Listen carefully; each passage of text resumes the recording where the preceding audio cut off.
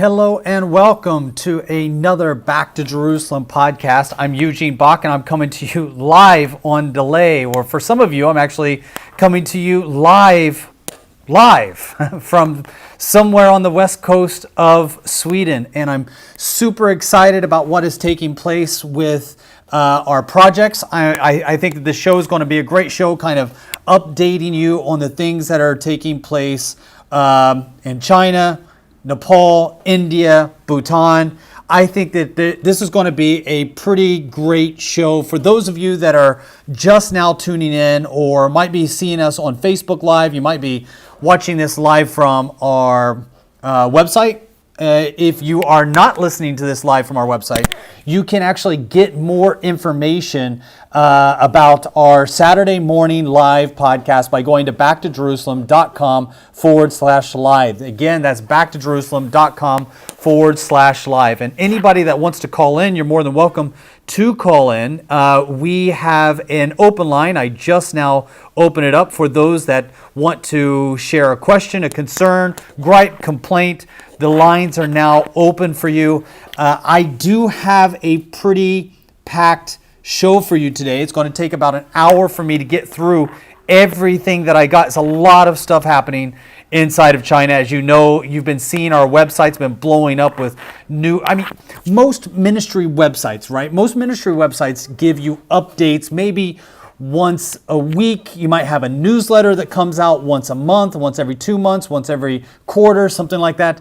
We've got so much information coming out that we have to do at least one news article every day for backtojerusalem.com. If you want to stay up with that, you can follow us on our website or connect with us on our Facebook, Instagram. Those are two great places. Or if you really want to get to know, I am updating more than anything else. I am updating my own page on dingdash.com. If you haven't heard of dingdash.com, look us up. It's a pretty amazing way to get connected with brothers and sisters around the world.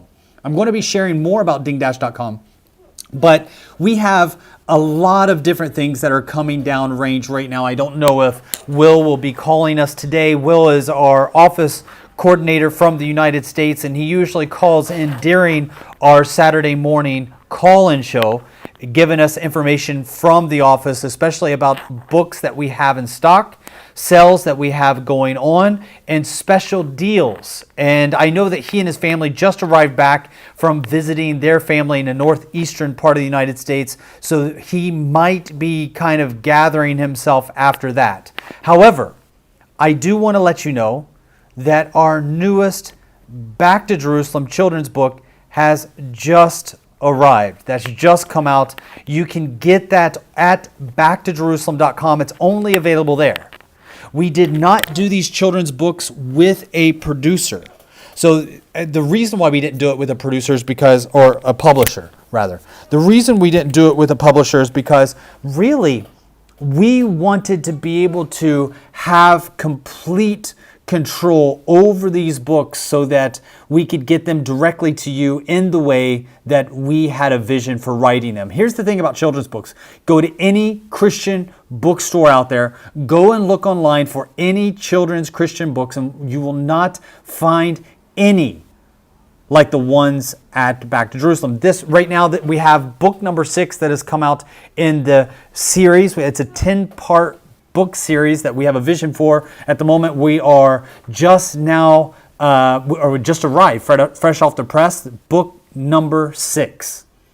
What makes these books different? The reason why we did not go through a publisher when it comes to this books, because you'll see many of our books are produced by an amazing publisher, Whitaker House. Whitaker House has been a great friend of ours for a long time, producing many of our books. So I Stand with Christ, Kidnapped by a Cult, several books, Leaving Buddha, which is our latest one that just came out. We have another one that will be out at the beginning of next year about Back to Jerusalem. That's all done through Whitaker House.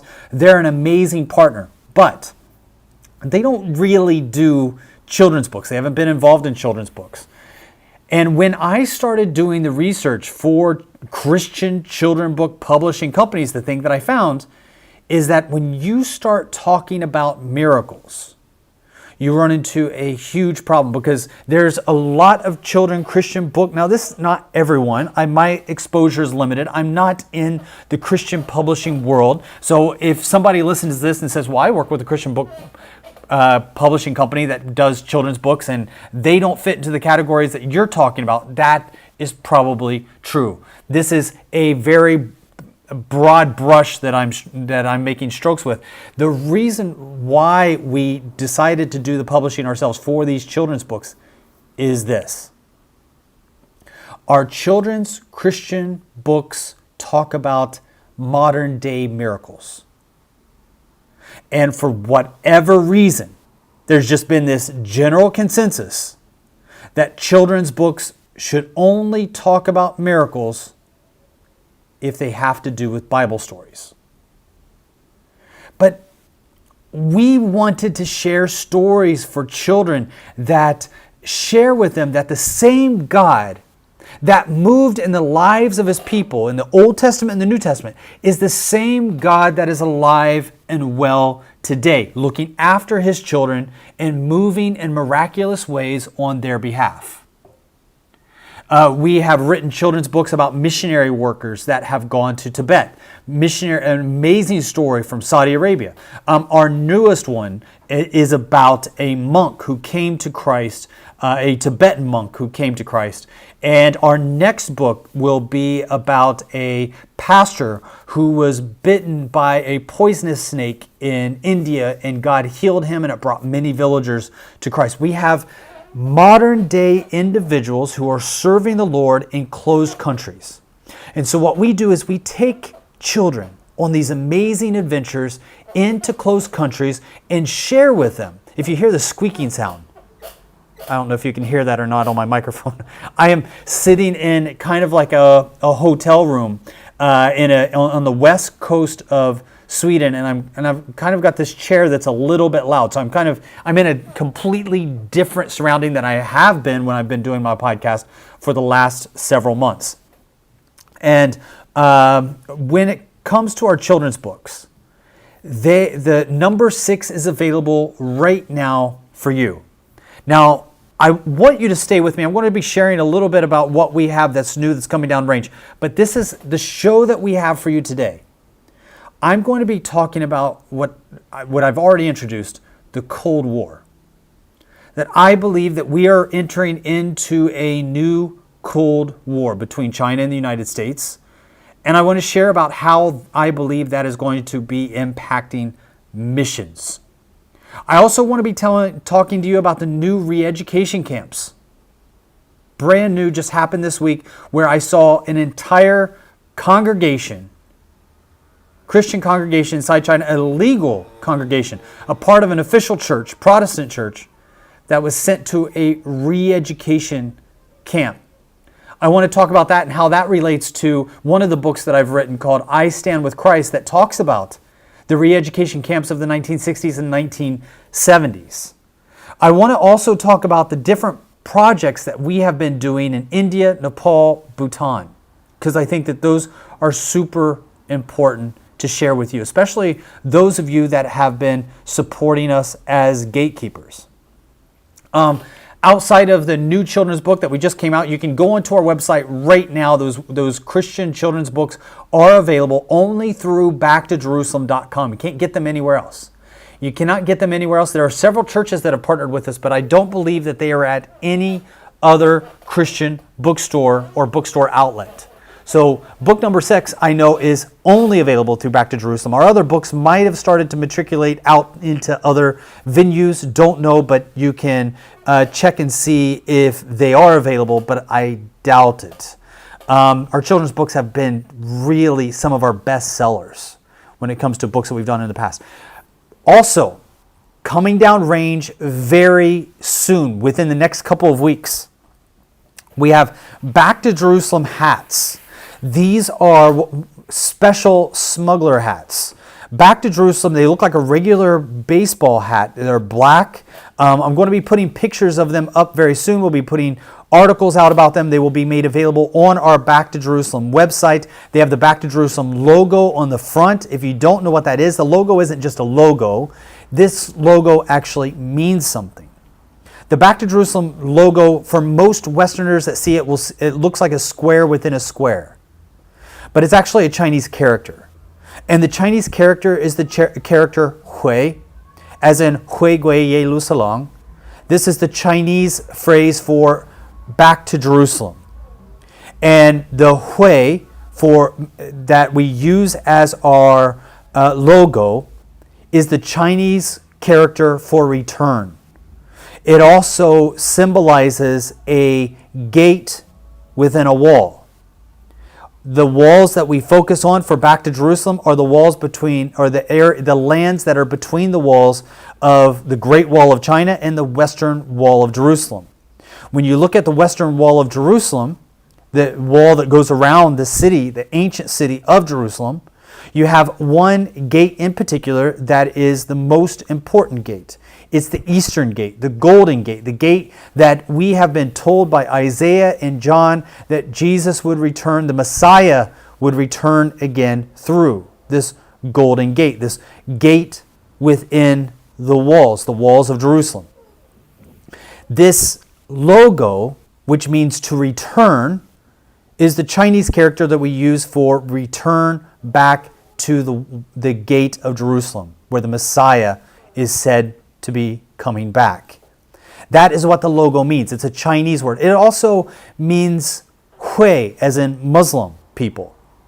So the Chinese, when they refer to Muslims or the Chinese Muslims, they call them the Hui people.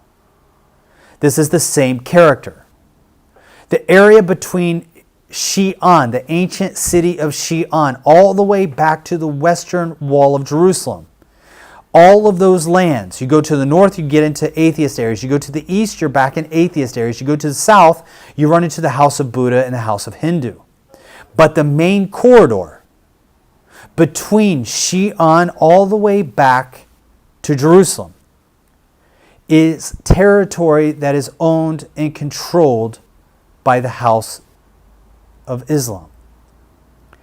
And so for that character to also represent Muslims in China means a lot for us. That's why we use it as our Back to Jerusalem logo. That's on the very front of this hat. On the back of the hat is returning back to Jerusalem, or Back to Jerusalem, written in Chinese.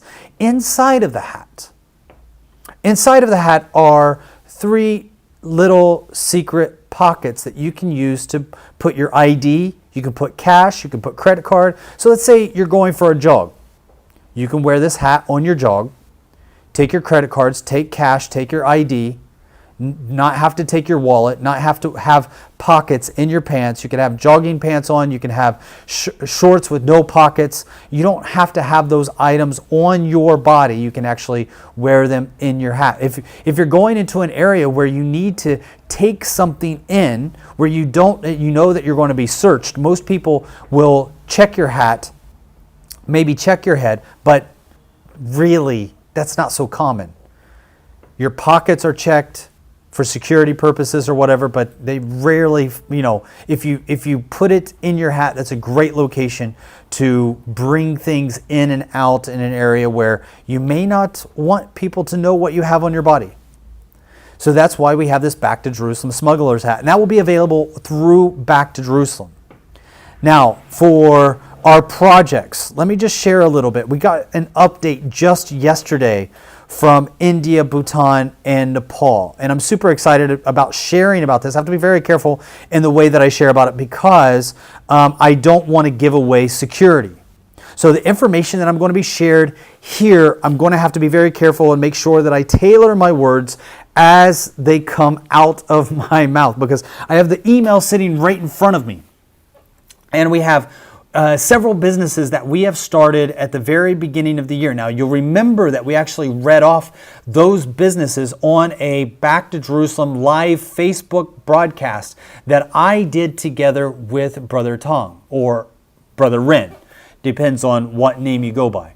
So both myself and Uncle Tong or Brother Ren, we made an announcement of several projects that we supported by you, supported by the listeners of this podcast, supported by our gatekeepers.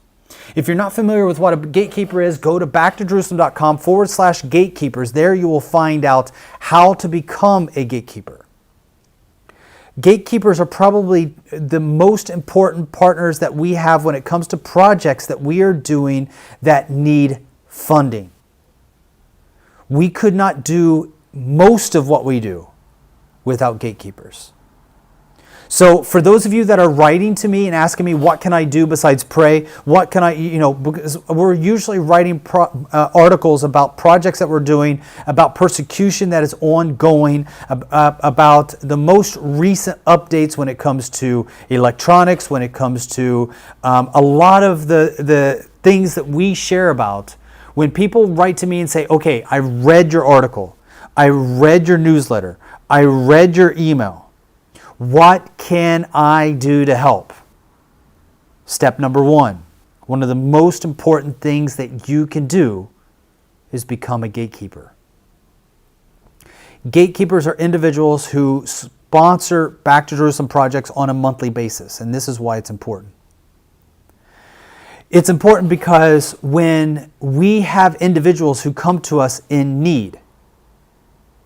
So, for instance, I just got a phone call last week from a good friend in Iran that has been carrying out projects in Afghanistan.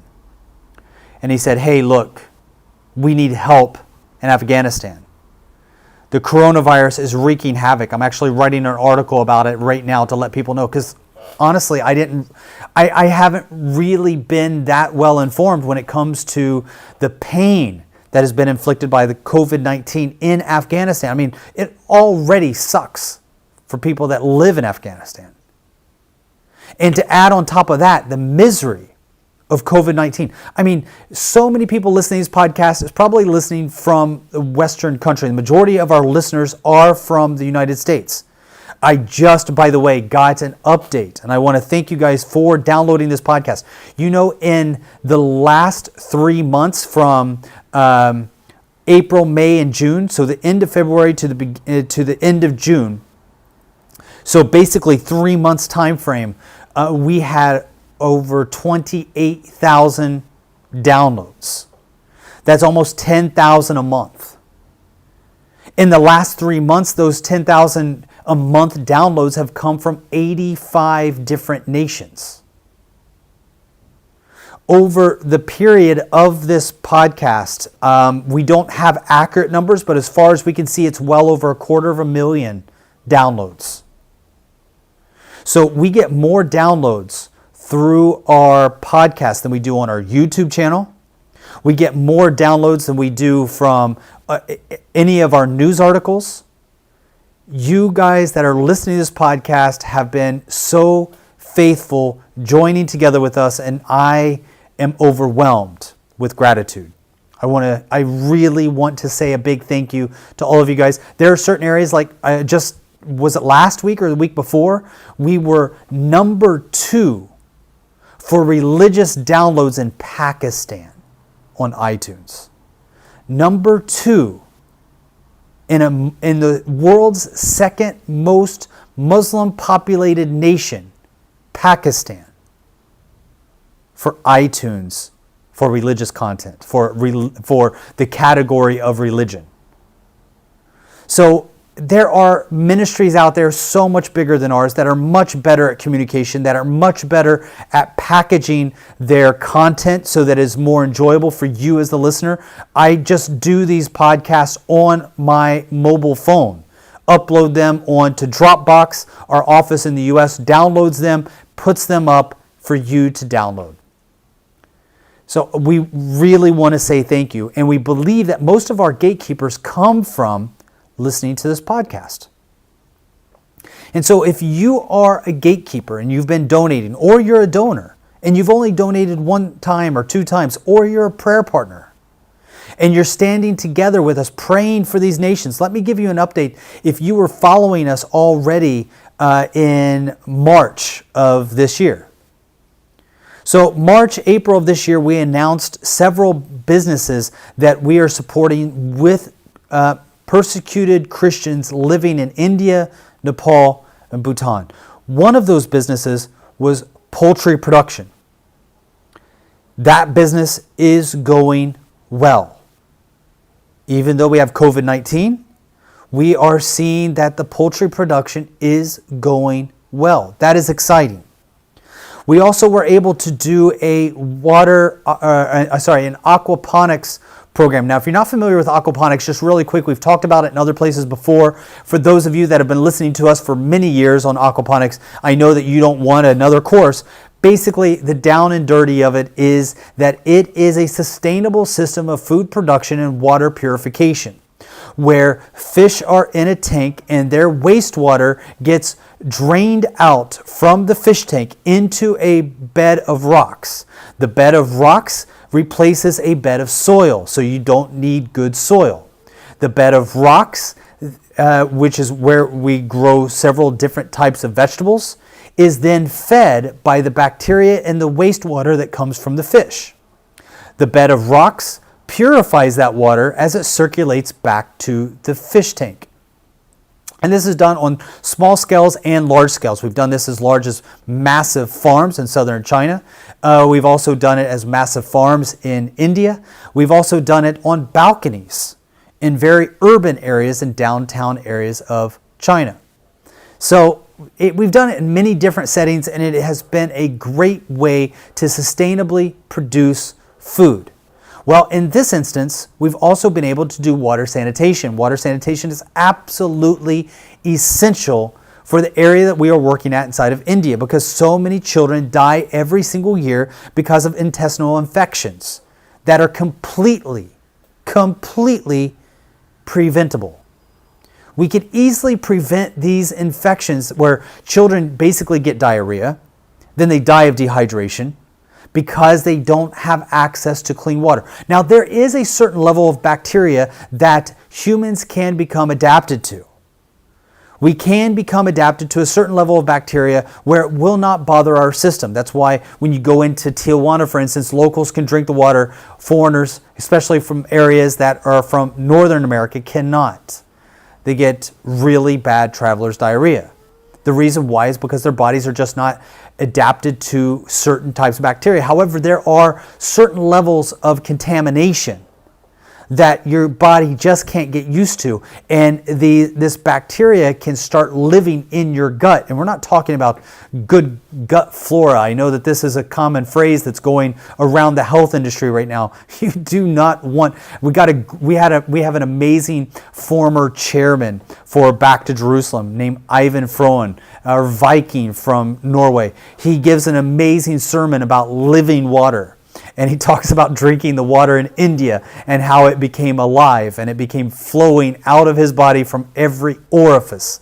That's what happens with many of the children. And unfortunately, as funny as his sermon is, the tragic fact of the matter is that children are dying every day because of lack of clean water. But now in this one village that we've been able to support an aquaponics project, the people now have access to clean water. And we want to thank you. In Bhutan, so that's India. In Bhutan, we have Textile Production.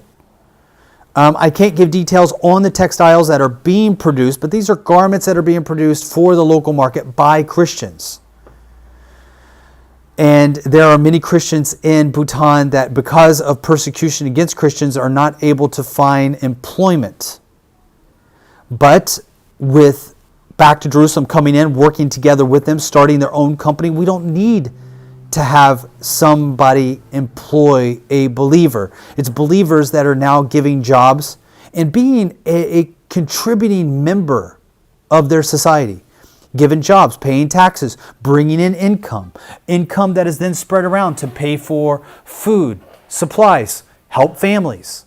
So we are working together with many different Christian families, giving them successful business, or working together with them to build successful businesses so that they can contribute to society and be not just a spiritual light, but a light in their community that shows integrity, honesty, success in business. They have a chance to change the trajectory of their entire family history. Let me give you an example. There's a guy that we're working with right now inside of Bhutan, a really amazing guy. I've talked about him before in some of our podcasts. I've actually done a podcast together with him. He comes from a family of flying Buddhists.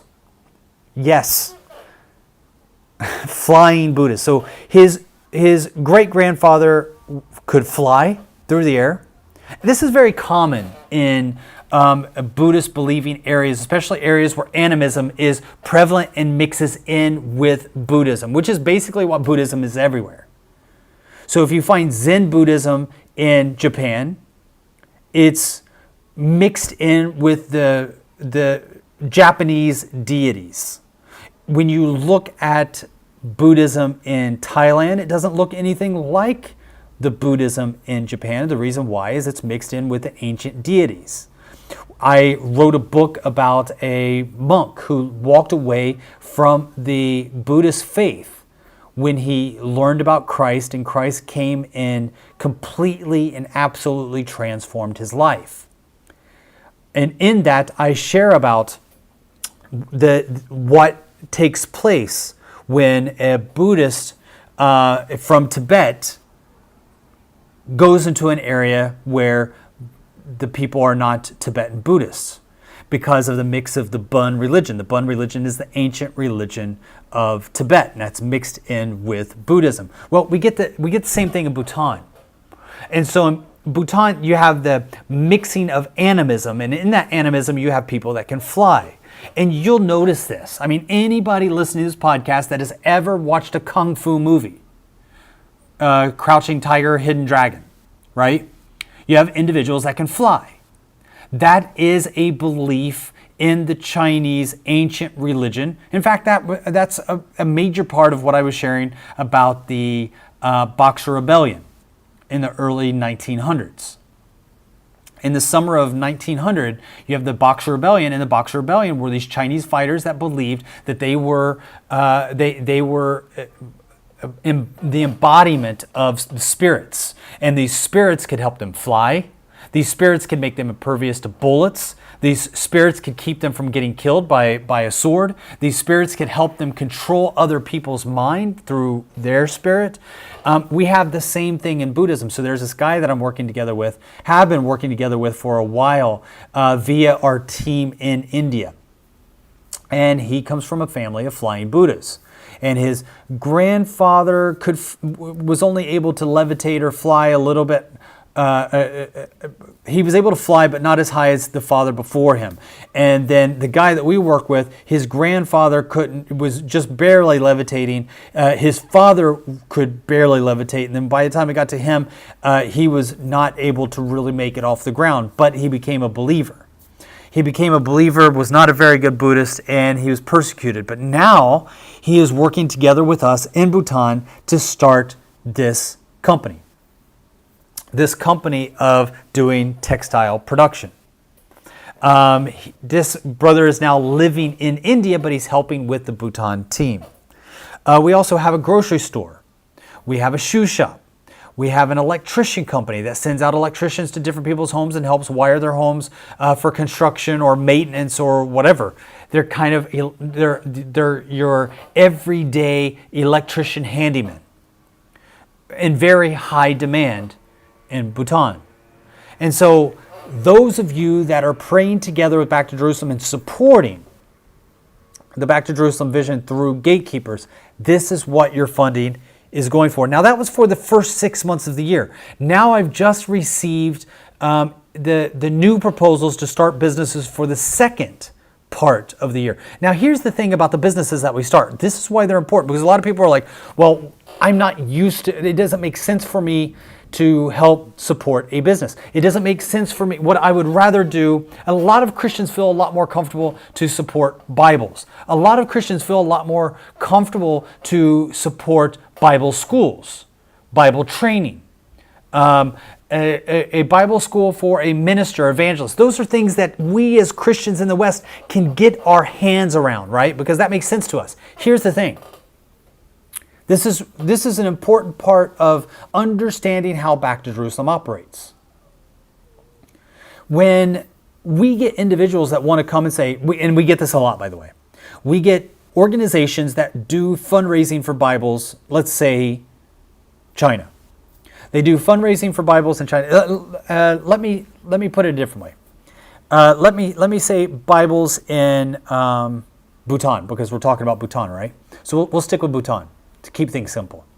So we get individuals that come and they say, listen, my organization, A, we have been able to do fundraisers for Bibles in Bhutan. So how much do your Bibles cost per Bible? Well, I can give you a price of what it would cost us to bring Bibles in the Bhutanese language into the country, but it would cost us more than just printing the Bible or making the Bible. We have electronic Bibles that we're using. Right now we're actually working on a audio Bible for Bhutan in the Bhutanese language. But here's the thing. Let's say that I tell you it costs us $15 for an electronic Bible in Bhutan.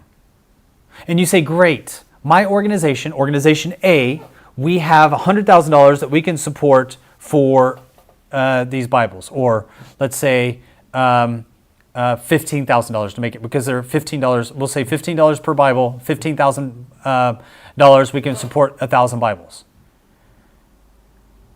The thing is that our guys cannot just go around handing out Bibles. They could, but they have to have a cover.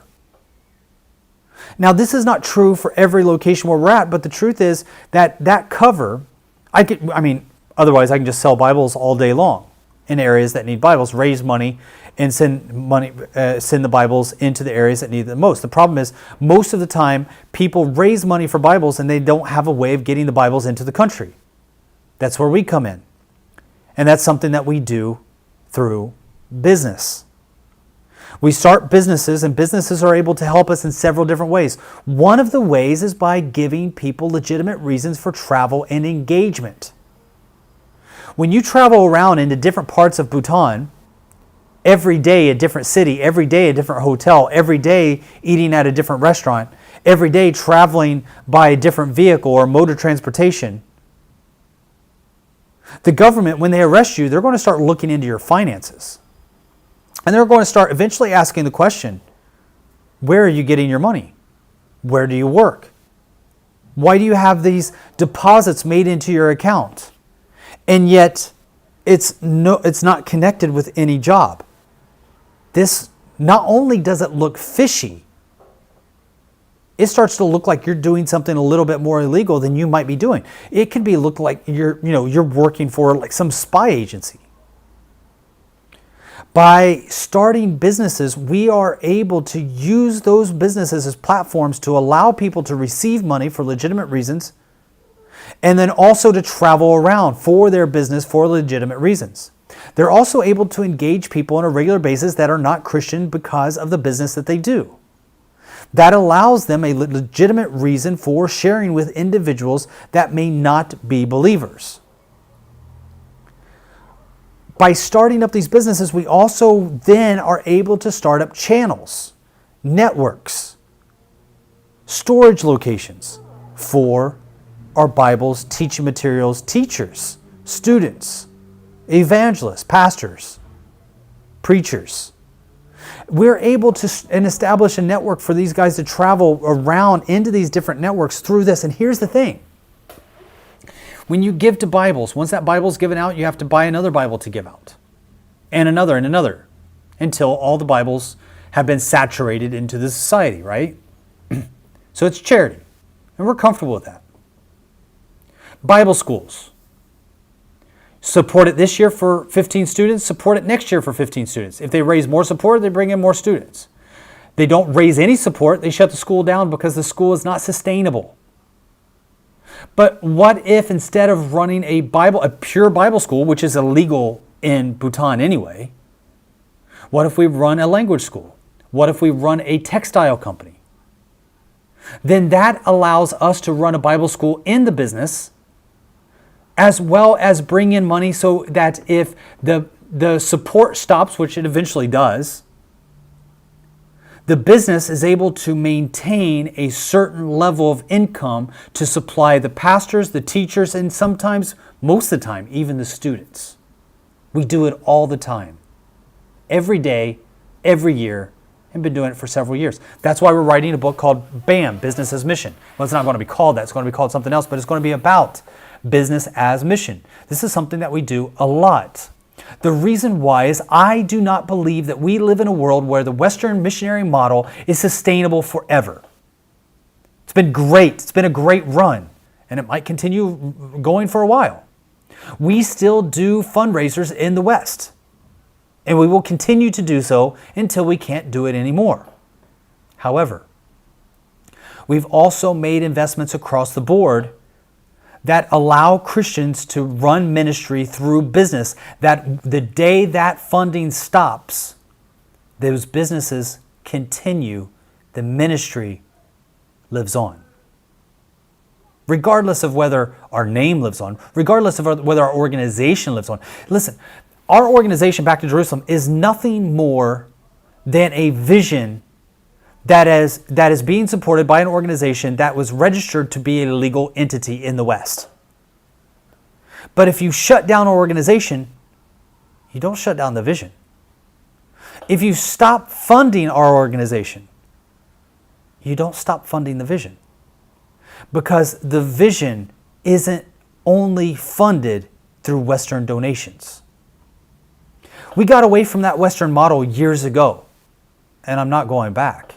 Because the future continues to show me that it is harder and harder to continue raising funds and getting those funds into the hands of people that need them in the traditional Western way. The way that we are seeing taking place right now inside of China, India, Bhutan, and the areas between the Great Wall of China and the Western Wall of Jerusalem, and the area of the 1040 window, and the area where the gospel has not yet gone, I have seen that God is taking us back to the first century church. And the first century church they were able to carry out operations that were supported by donors from the senders in Jerusalem. However, there were also businesses along the way, tent-making opportunities that allowed Paul and those that traveled together with him to fully fund the missionary effort and endeavor.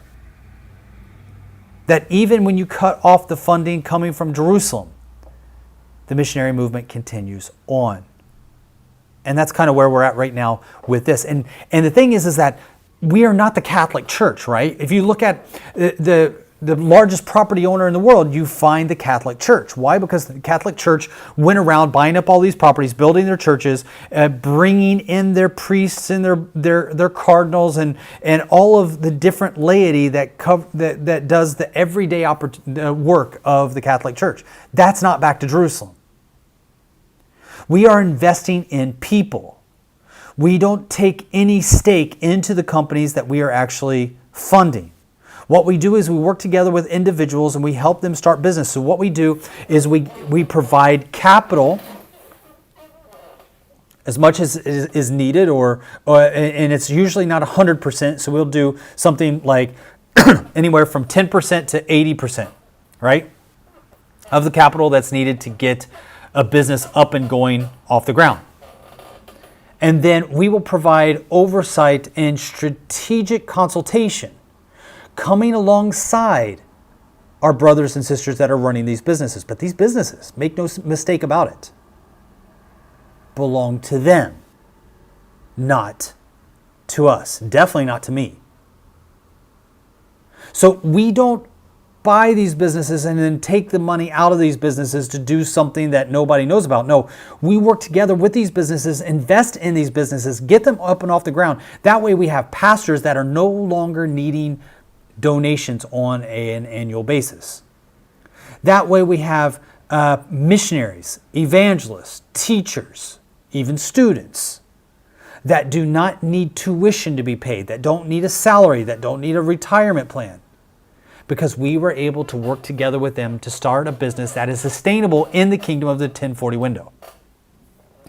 So I'm not sure if that makes sense or not. I hope that it does, because for the next 6 months, we are going to be doing the same thing in India, in Bhutan, in Nepal, because these businesses have been doing amazing. Now, here's the way that if you are a gatekeeper and you want to find out what's happening in Bhutan, in Nepal, in India, sign up on dingdash.com.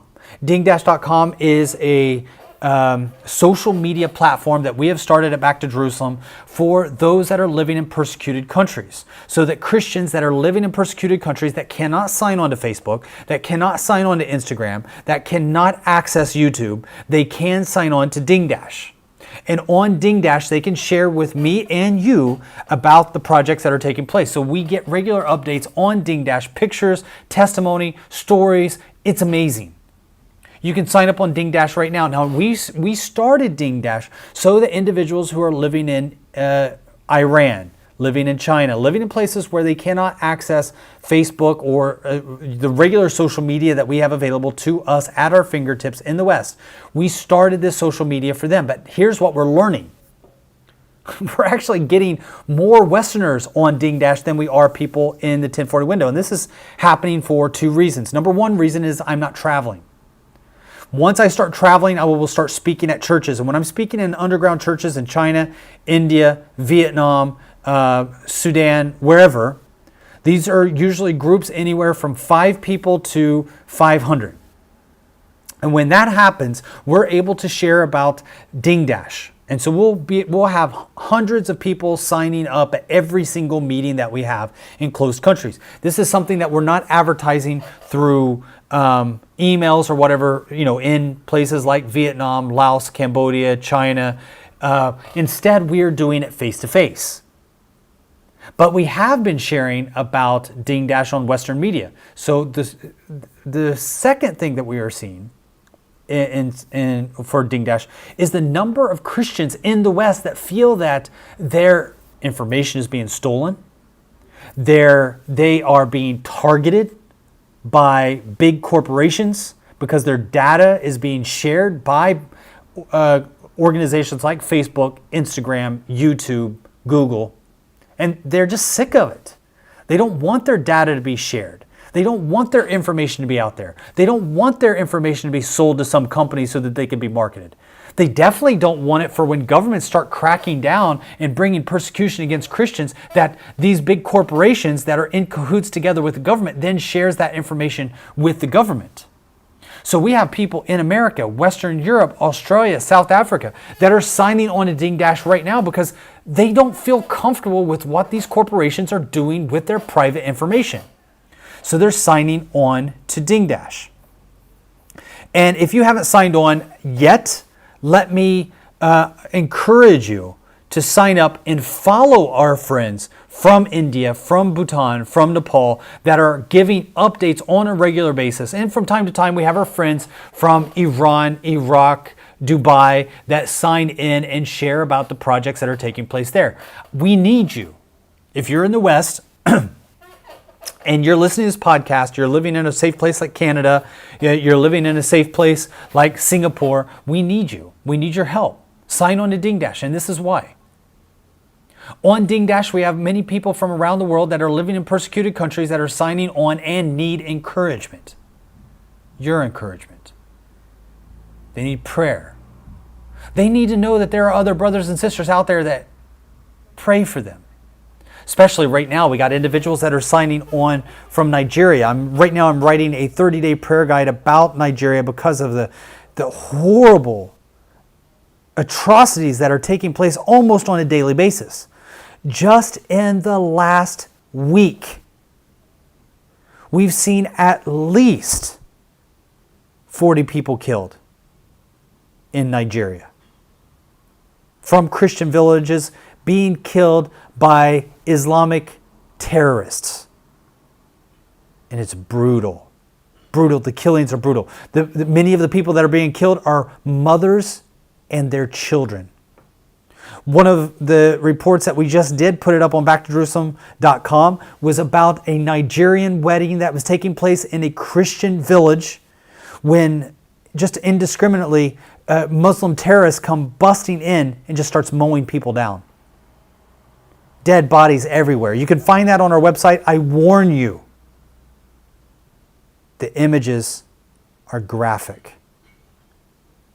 If you are easily disturbed, do not open that page, because we did not put up pictures that have been tailored. We put them up exactly as they had been shared with us on social media. Children side by side, mothers laying by their children, dead, massacred. The problem is that we're not seeing anybody responding. You got the Black Lives Matters marching in the streets talking about nobody cares. You want to really see where nobody cares? Look at Nigeria. Nigeria, we are seeing pain where there is genocide taking place. Christians being killed one after the other. Nigerian Christians, African Christians. Not a peep in CNN, BBC, MSNBC, NBC. Not a peep from protesters that are burning down buildings, marching in the streets, tearing down statues. Why? Because the enemy wants you to be distracted. And these brothers and sisters, they're going through real hardship, real pain, real persecution, and they need your prayer.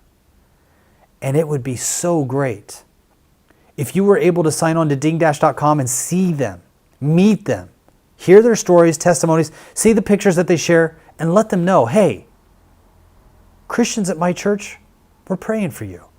Christians at my church, I shared with them about you by name. This can be a great way for us to encourage one another, and you can be assured that dingdash.com will never save your information or sell your information.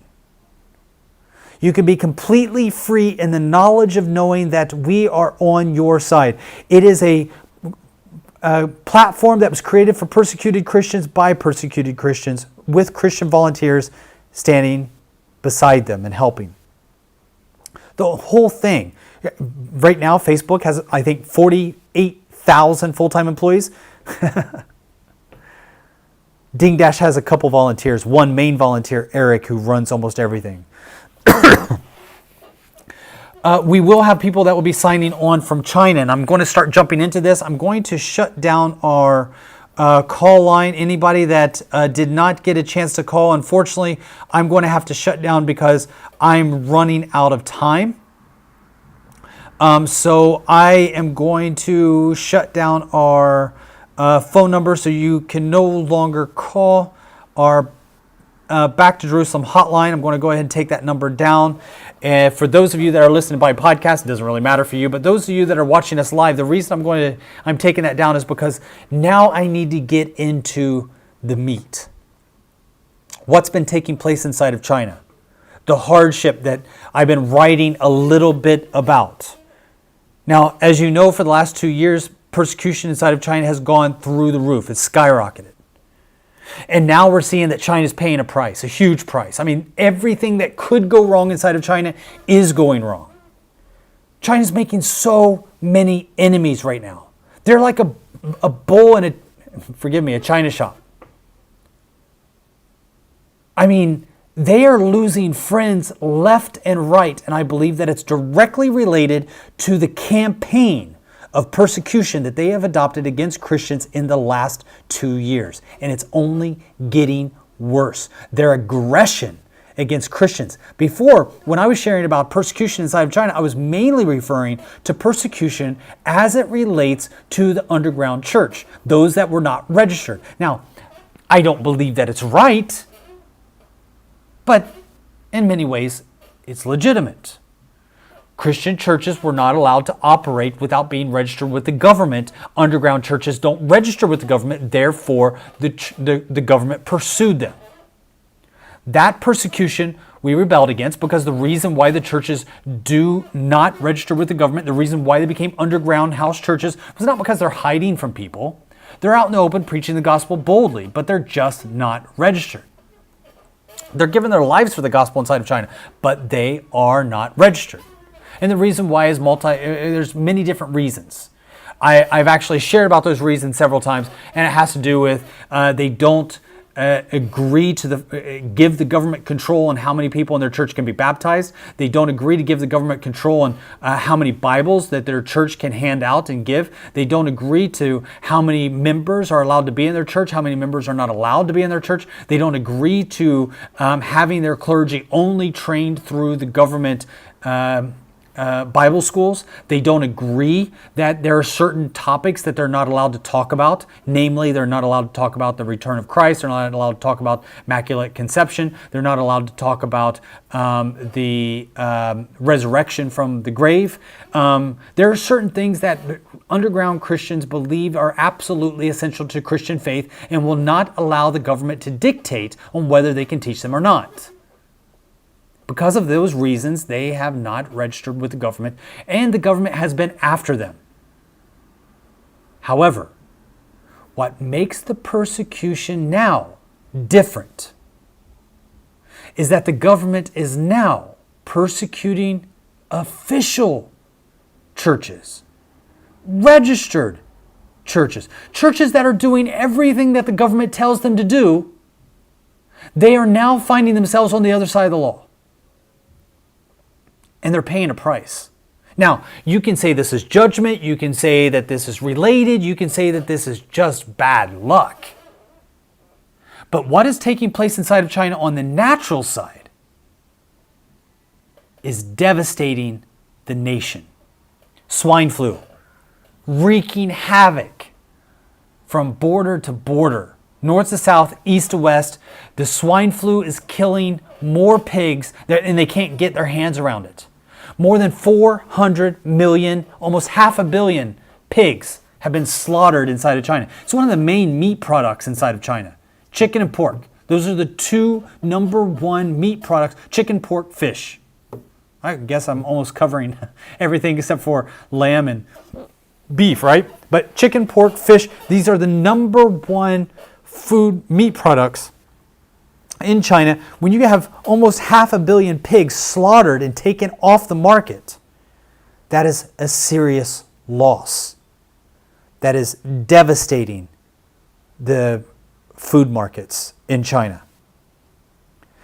On top of that, and we won't even talk about the coronavirus and what havoc that is wreaking, not just around the world, but on China. We're seeing a decoupling of the markets like never before.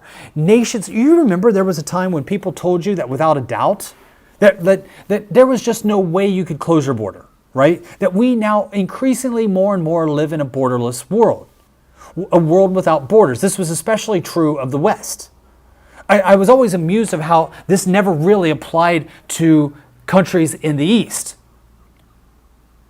In the Middle East, there were very clear borders and immigration systems. In the East, in Asia, China, North Korea, you have very clear borders, very clear immigration systems. You didn't have people just walking across any doodad any time that they wanted. It didn't happen that way. But in the West, we were told that, borders are becoming less and less relevant. Really shouldn't even have immigration. People should just come and go as they please. Markets are borderless.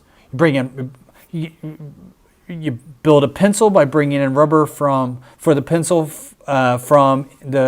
rubber trees in Indonesia, the wood in from Scandinavia, the graphite in from Asia. And then the world comes together to make this one simple pencil. It's manufactured inside of China, sold in Canada, right? So this idea of a free market was that the entire world was going to be borderless until we're now looking at the coronavirus. With the coronavirus, borders, remember when people were like, no, we can't close borders. Justin Trudeau closed the borders of Canada, which we thought, basically are open, between America and Canada forever. Bam, closed up, sealed, shut. Turns out it wasn't only possible, it was absolutely necessary. Well, during this time of the coronavirus, the world has learned that maybe we shouldn't rely on such a global market to be able to get many of the things that we need into our country. Maybe we shouldn't rely especially on a country like China. When a country like China is providing all of your thermometers, all of your testing kits for the coronavirus, the very nation that supplied you with the disease is supplying you with the gadgets that you need to detect the disease. The problem is that the detectors were not working. So you had countries like the Netherlands getting in large shipments of coronavirus detectors that were absolutely worthless. You had a scare in the United States that was worried about China possibly getting so upset that they would cut off the medications that Americans needed in hospitals in order to treat the sick. Medications that were made by American companies but produced only in China. So a lot of these nations have decided that they were going to start moving their production outside of China into places that were closer to home. This also has to do with global warming. When you have, seafood that's brought in from China to a place like where I'm at right now, on the west coast of Sweden, that takes a lot of gas, fuel. Those take container ships to truck clear across the world in order to bring cheaper seafood to the market in a place that already has local seafood. So all of that big fat carbon footprint has been stomped down onto the ground, right? So for these reasons, a lot of countries around the world are decoupling themselves away from the China production. This could not come at a worse time for China because China needs those jobs. They need those orders. Their factories are shutting down. So while the persecution is taking place, you have the swine flu killing about 500 million pigs. You have the decoupling of the market. You have the unemployment inside of China skyrocketing. You have the GDP falling through the ground. You got people saying, oh, the GDP is actually expanding. The market inside of China is actually growing. That's malarkey. It's a complete smoke and mirror show. It's not true. You also have a plague of locusts that are attacking China. You have hailstorms hitting Beijing in the shape of the coronavirus. Kid you not. Size of my fist. And these don't look like regular hailstone balls. They look like a virus. It's eerie, spooky. You want to add on to the spookiness? China just 2 months ago had a government meeting where they brought in all of their government officials to solidify their laws against the underground house church. And the city turned dark in the middle of the day. It's on video. We shared the video on our website. You can go through the archives of our website where we share about the news from Beijing. You can do a search on it where we give video footage where the city went black on the day that all the government officials arrived in Beijing to make these new laws. On top of that, flooding that has displaced tens of millions of people. You're not hearing about this on the news. The Chinese government is not wanting to share about it. But we're getting information directly from the field about things that are happening. One of the main cities that is basically underwater right now is Nanyang. You might have heard Nanyang if you've ever read the book, The Heavenly Man, because that's Brother Yun's home county. Nanyang County is the epicenter of the underground house church. It's being pounded right now by floods. Several cities around China are underwater right now as I'm doing this podcast. It's no joke. Yunnan Province, Sichuan Province, Guizhou Province, Guangxi Province, Jiangxi Province, Henan Province, Anhui Province. all underwater. Hefei province, one of the biggest cities in Anhui province. The city of Hefei right now just had a dike break where water is now flooding into their city where they can't control it. And on top of that, we are now starting to see a Cold War that I was referring to already a couple of months ago. Remember when I was doing a podcast and I said, are we entering into a new Cold War? Well, there are several factors that are showing that we possibly are in the middle of one right now. Now, at the time, I was just talking about the conflict in the South China Sea between the Chinese Navy and the U.S. Navy, where the U.S. Navy was trying to keep waters open, but the Chinese Navy was moving in and aggressively moving out. No military in the world is really starting to, no military in the world wants to challenge China. No military wants to challenge. China is the main. We have been looking at many countries around the world. Whenever you see a lot of shows like 007, when you see the shows like Mission Impossible, right? They always talk about these Eastern European countries that are the hot spots for evil, nefarious individuals. Russians are always like the favorite villain of Western movies and films, right? Hollywood loves to use Russians. Why? Because they're politically convenient. You can beat up on them and nobody really cares. Everybody kind of joins in. This evil group of people. But what you don't see is what I've been learning from individuals who are coming to our hackers conference, who tell us that whenever they see attacks from nations coming in on US computers, Middle Eastern computers, or European computers, the attacks are coming in from China. When it comes to military aggressiveness on the open sea, it's been China. Now, leaving that behind. Now, we've just seen within the last week that the embassy in Houston in Texas has been closed. China answered tit for tat right away, shutting down the U.S. embassy in Chengdu. America kicked out journalists with the China Daily newspaper. Right away, we saw that American journalists were kicked out of China. It's going tit for tat. Here's the thing. This is how I believe we might see an impact in the next month, in the coming weeks. I hope not. I hope I'm wrong. I hope you can write to me, talk to me, call me in about a month, 2 months from now and say, you said that was going to happen and it never happened. I hope you can make that phone call. I hope I eat my words. But America has just been arresting Chinese spies on American soil. My guessing is we might start seeing American missionaries in China arrested as spies on Chinese soil. Tit for tat. I've experienced this directly, intimately, personally. In the early 2000s, when I was working inside of North Korea, we were working together with those that were going into North Korea that had escaped inside of China. So I was traveling inside of North Korea, but I was also traveling into China, meeting together with North Korean refugees that had escaped outside of North Korea. So I was doing both. At one point, I ended up in a city called Dandong. Dandong is in northeast China. It's a city that's on the border of China and North Korea. It sits right on a river. Right on that river was a coffee shop that was owned by a guy by the name of Kevin Garrett, him and his wife, Kevin and Julia.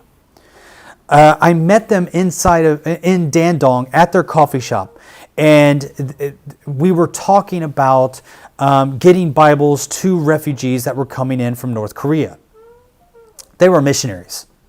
They've been living, working, and serving inside of China since 1984.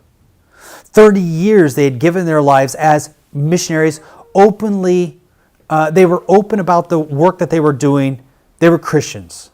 I knew them. I knew their work. I was exposed to their work. I went to their place of business. They were missionaries, simple missionaries with a heart to share the gospel with North Korea.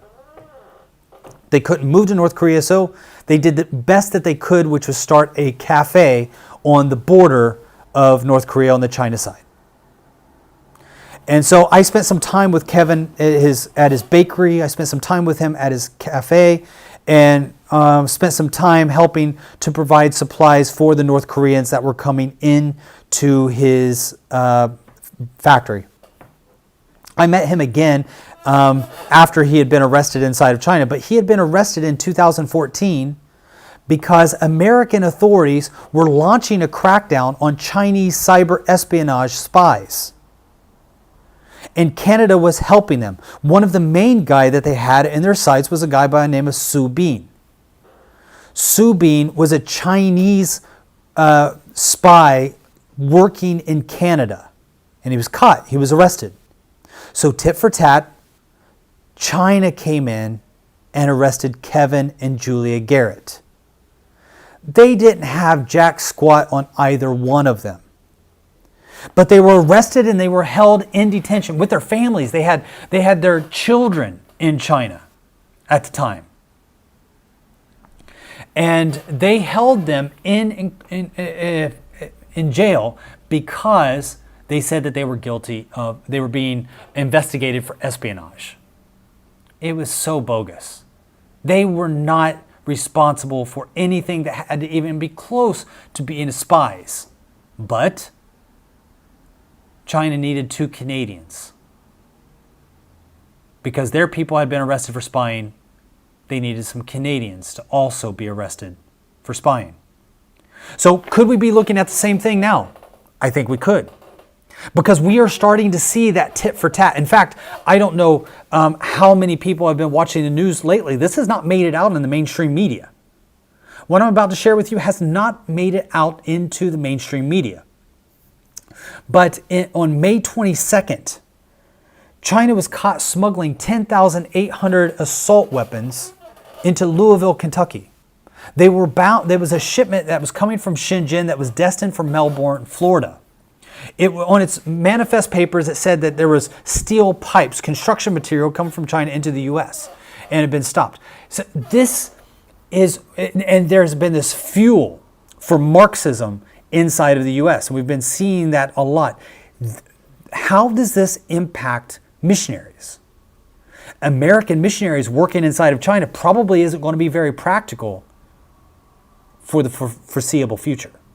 Not if things keep going down this road. Because there is an escalation that is taking place. There was a trade deal that seemed like it was going to bring a little bit of happiness in January. But then the coronavirus broke out, and now that has just gone down the pot. That first phase trade deal was more of a ceremony than it was anything concrete. The concrete activities was actually supposed to take place on phase 2. And phase 2 should have already been implemented, but both sides have both China and the US have abandoned phase 2. And escalated rhetoric. You're starting to see anti-American rhetoric rising inside of China, anti-Chinese rhetoric rising in the United States. This is very common to what we saw during the Cold War. 2 nuclear powers, 2 military world powers, 2 of the world's largest economies, not actually trading fire, but doing everything else that escalates uncertainty for everybody else around the world. This means that many countries are going to be choosing sides.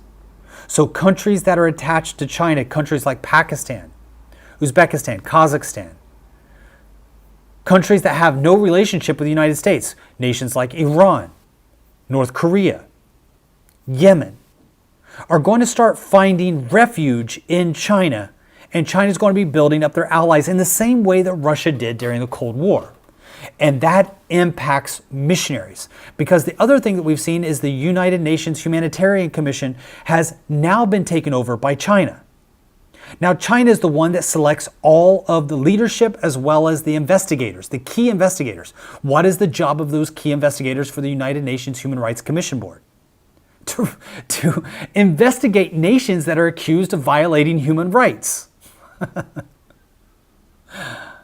You think China's going to investigate any of the people that actually speak good of them and you think they're going to investigate themselves? So the United Nations Human Rights Commission Board is now basically defunct. Nothing that it says can really be trusted anymore. which means the Christian world is now one less organization.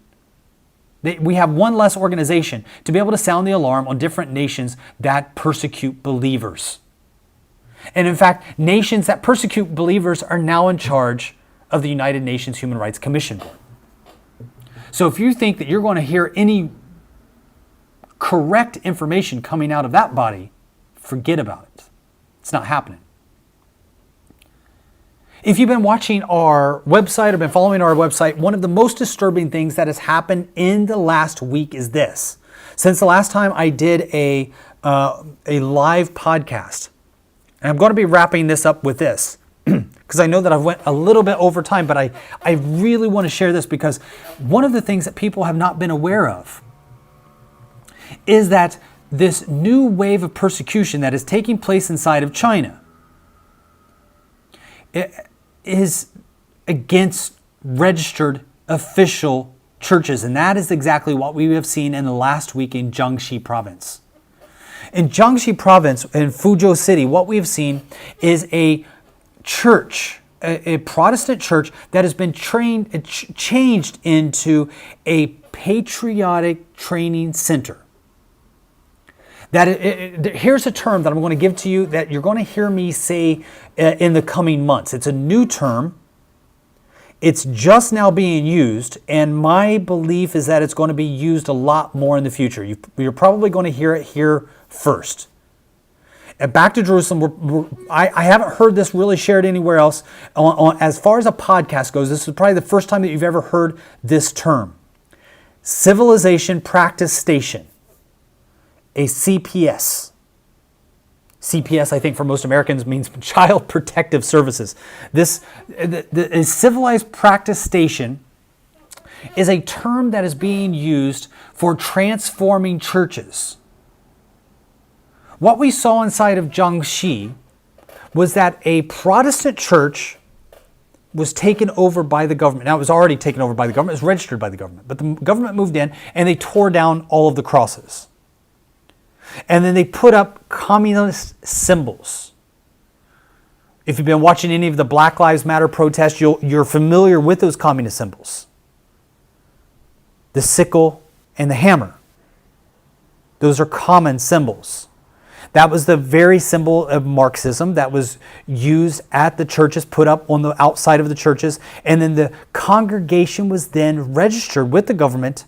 And all of them required, as far as I can tell, I did not get confirmation whether it was 100%, but I do know that it was said that the congregation, whether that means 100% of all attendees or people that were in the books or individuals that decided to show up, I'm not sure, but the rooms were packed, full. During coronavirus, might I add. The rooms were packed full by congregation members that were registered with the church, that were now brought in to the church that had been transformed in not a church building. You can't call it a church building anymore. It's no longer a part of the three self-patriotic church system. It's now called a civilization practice station. All of the church members were brought in. They were all made to wear these t-shirts, which are kind of like a uniform. They all had to wear uniform t-shirts that brought uniformity. All of the t-shirts, I saw them, had the symbols of many different religious logos. So you had the crescent, you had the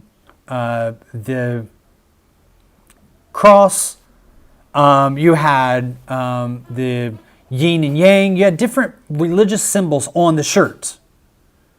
Very similar to what we've been seeing in Xinjiang with the Muslim Uyghurs in the western part of China that we have talked about in other podcasts, that there's more than a million of these prisoners that are currently in prison camps. Now we're starting to see this happening to Christians, wearing these shirts that bring about uniformity. Then we shared video that was produced by the government and put out by the government of the individuals that are at these civilization practice stations, singing patriotic songs, singing songs that praise the leaders, learning about Marxism, learning about what is called New Era teaching. Now, if you're not familiar with New Era teaching, it is very important to become familiar with that, because basically that's what's being taught at the civilization practice stations and the re-education camps inside of Xinjiang. This is a new policy. The name of the policy, in its full, if you do the full translation of the policy, it was introduced in March 11, 2018. That's when the new religious laws came out, the exact same time. The name of the law is called, or the name of the theory is called Xi Jinping's Thought on Socialism with Chinese Characteristics for a New Era. That's the full name of it. Xi Jinping's Thought on Socialism with Chinese Characteristics for a New Era. It's simply known as New Era Policy. This New Era Policy has now been officially adopted into the Constitution of the People's Republic of China. Universities have been established, universities have established research institutes to research and teach and produce materials that would teach New Era policies and how to incorporate it in all aspects of daily life. On November 27, 2019, China's top filmmakers, actors, and pop stars were all gathered to come together in Hangzhou to learn and study about the New Era policies, to make sure that they are a part of the films, a part of the actors. And by the way, Hollywood hires Chinese filmmakers to be on their staff when they make films, to make sure that Hollywood is creating their films according to the CCP, the Chinese Communist Party of China, or the Chinese Communist Party, according to their regulations. That's why the Russians are the bad guys and not the Chinese.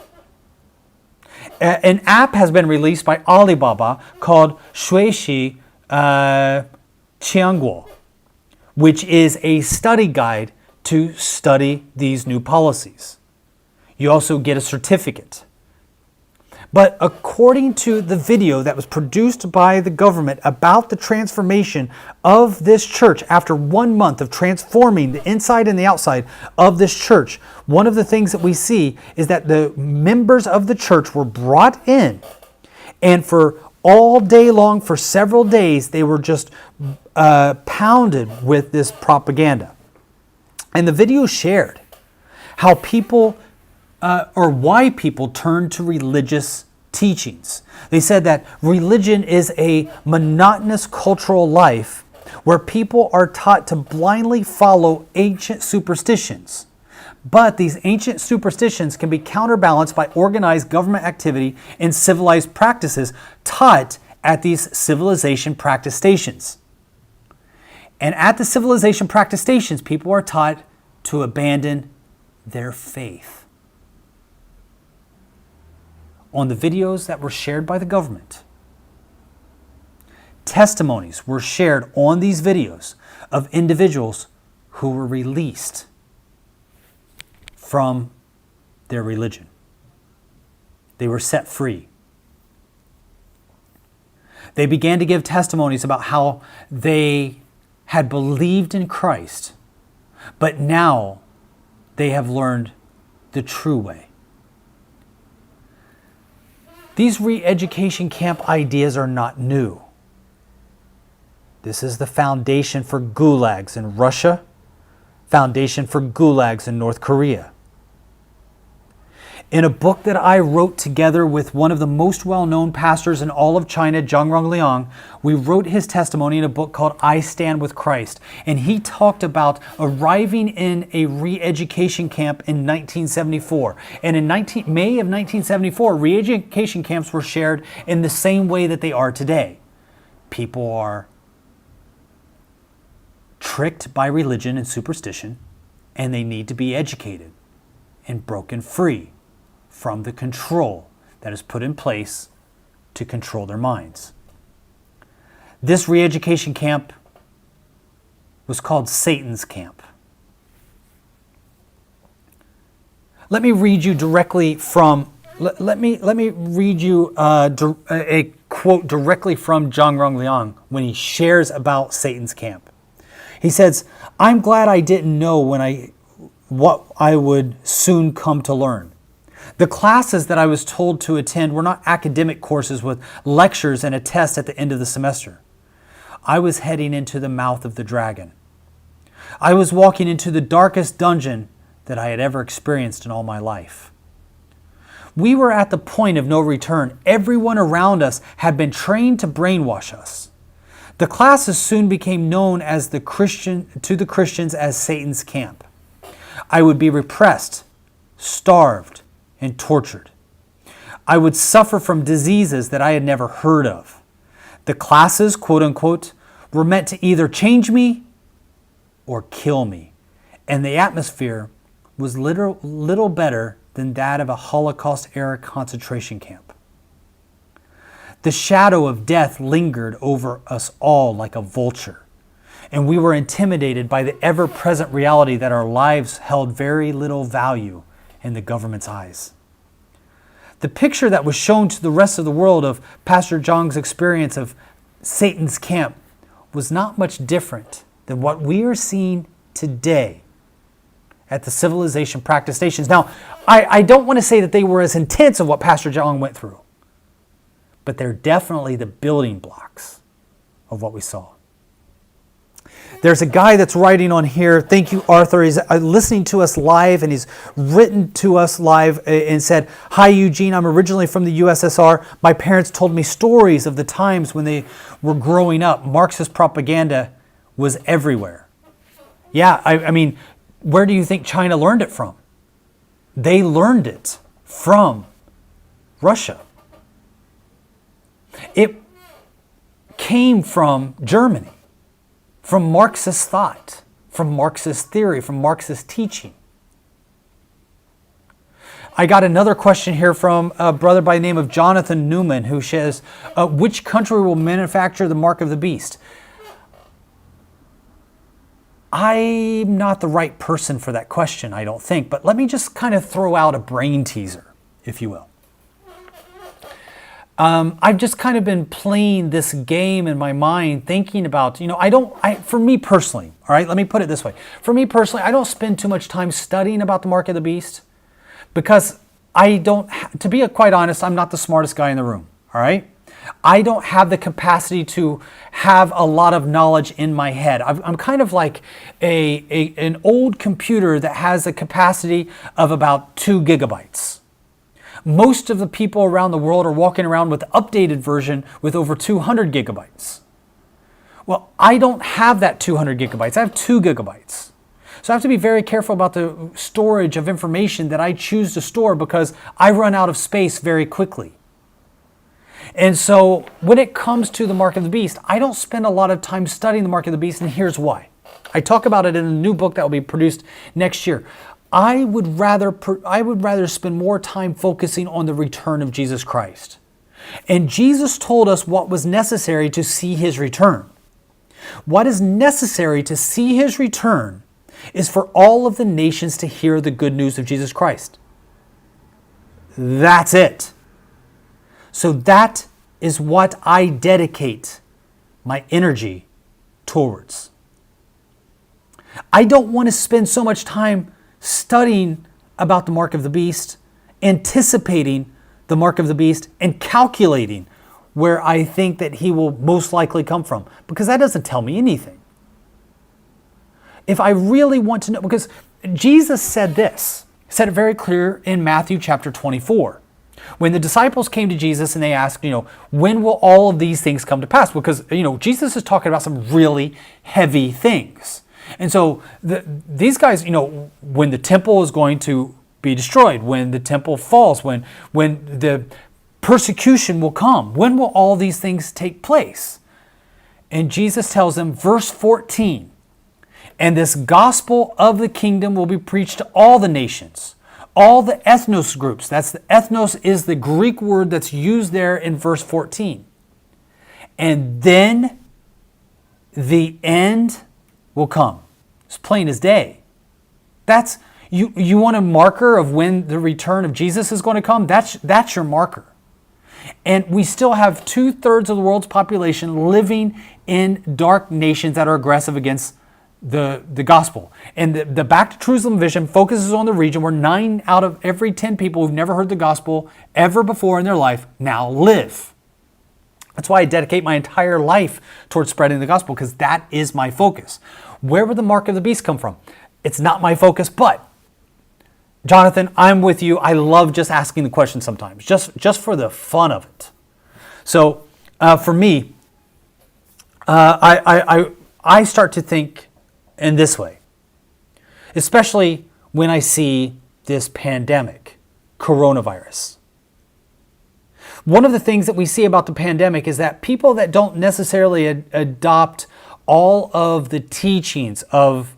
So I know that I have many listeners here that believe that you should be wearing masks. I know that I have many listeners here that believe that you should go on lockdown. I'm in a country, and I thank God for it, that I'm in a country that doesn't believe that you should have that you have to wear a mask, and they don't believe that you should ever go on lockdown, at least for this pandemic. That's in Sweden. Right now I'm in a place called Smogen. In Smogen, people are basically shoulder to shoulder. The crowds are everywhere. Restaurants, pier, shops, all the stores, grocery stores, all open, all crowded. Nobody's wearing a mask. And they're just living life without fear, and I like it. That's why I'm here. That's why I'm definitely not in New York or a place that requires, or even, in China where you have to wear a mask, and there are all these different stipulations. Now, if I'm in a place that tells me I have to wear a mask, I wear my mask. But when I see people that say, you know what, I shouldn't have to wear a mask, I see, and even if you're one of these people, okay, I'm just using this as an illustration. So I'm not attacking you. I'm not disagreeing with you. I'm just saying, for me, I believe this is where I want to be. If you believe that you need to have a mask, you have a lot of data on your side. If you believe that we should go on lockdown, I don't believe that's a long-term solution. I just don't. I think that we are now looking at a virus that is basically going to be with us forever. We've seen 6 months of rolling lockdowns, and the lockdowns have done nothing but basically delay the inevitable. Because as soon as you come out of lockdown, the virus basically comes back. Nobody practices lockdown better than North Korea. I know, I've been there. They're good at it. They've had a couple of decades practicing the best lockdowns you've ever seen in your entire life. And yet the coronavirus is there in North Korea. People will point out, well, yeah, Sweden has lost a lot of people. Yes, a lot of people died because big mistakes were made in the very beginning of the lockdowns. And what was not locked down was the retirement homes. Those mistakes were acknowledged. Those mistakes were fixed. But the idea here is, if you are sick, you should be quarantined. If you have a compromised immune system, you should be quarantined. If you are at an age, because most of the people that die from this, 65, here's the thing. Those that are below 65 right now, with the data that we have, we see that those that are below the age of 65 years old, 65, the chances of you recovering is 99.96%. 99.96% is that it's not going to be fatal for you. So the Swedes have just been of the opinion that let the healthy people live life, pay taxes, do their jobs, and those that are compromised with their health, they go into quarantine. There's no reason for the entire world to go into quarantine. That's why we're here. But one of the things that I have noticed, and this is kind of the game that I would like to pose, Jonathan, with your question. When it comes to the mark of the beast, I have been thinking about that. And when I see that, one of the things that I've seen is that the world is very quickly, when they see a danger, and this is not even close to being the kind of danger that I think that we will see in the final days. This virus is deadly, no doubt about it, but it's not as deadly as it could be. One of the things we see even with this mild virus, because it's not SARS, right? It's not as deadly as some of the other viruses that we've seen out there that can, when you see like the bubonic plague, for instance, that basically your parts of your body starts turning black and falling off. Can you imagine those images, that imagery being splattered across the evening news every day from the bubonic plague, which is also, by the way, also hit China. If it was like the bubonic plague before they found a vaccine for it,